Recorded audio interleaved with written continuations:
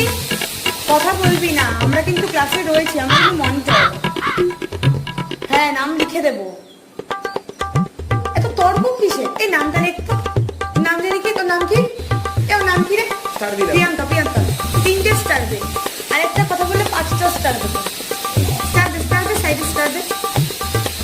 শোন, কেউ কোনো কথা বলবি না, আর কিছু দরকার হলে আমাদের বলবি, আমরা যদি বলি তবে করবি, নইলে করবি না।